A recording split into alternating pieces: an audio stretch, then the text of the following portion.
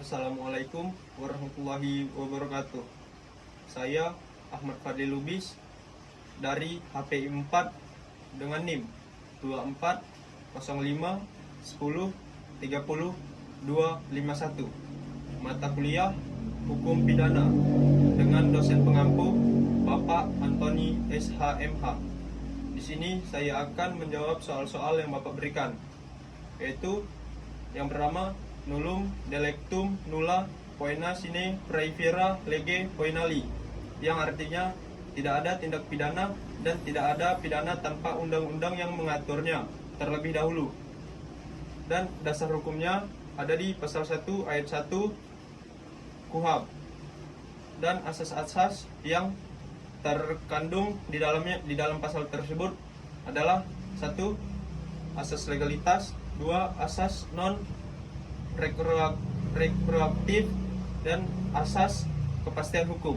Asas legalitas adalah tidak ada pidana tanpa undang-undang yang jelas. Yang kedua, asas non retroaktif, hukum pidana tidak berlaku surut kecuali untuk hal yang menguntungkan terdakwa. Yang ketiga, asas kepastian hukum menjamin bahwa seseorang hanya dihukum berdasarkan hukum yang jelas. Yang kedua, tempus, artinya waktu terjadinya tindak pidana. Locus delicti adalah artinya tempat terjadinya tindak pidana.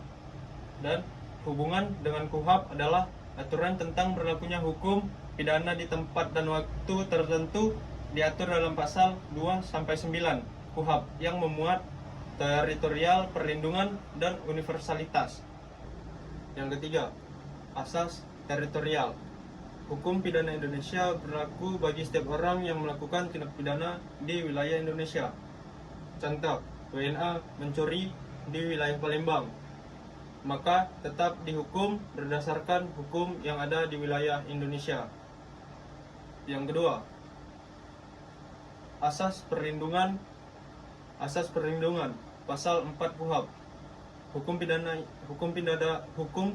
Indonesia berlaku bagi perbuatan di luar negeri yang merugikan kepentingan negara Indonesia.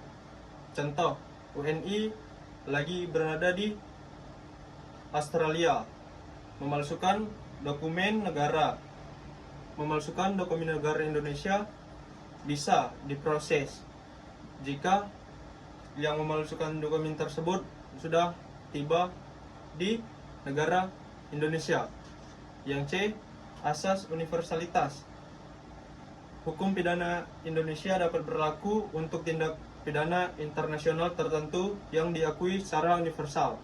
Contoh, pembajakan laut, perdagangan manusia, terorisme, dan yang dilakukan dimanapun bisa diproses oleh Indonesia jika pelakunya berada di wilayah Indonesia.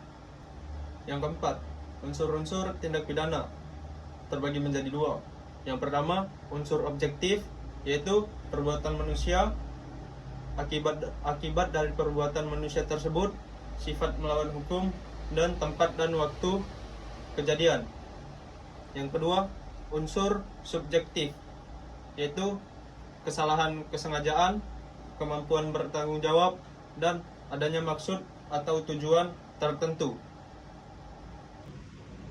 Sekian yang dapat saya jawab. Saya akhiri. Wassalamualaikum warahmatullahi wabarakatuh.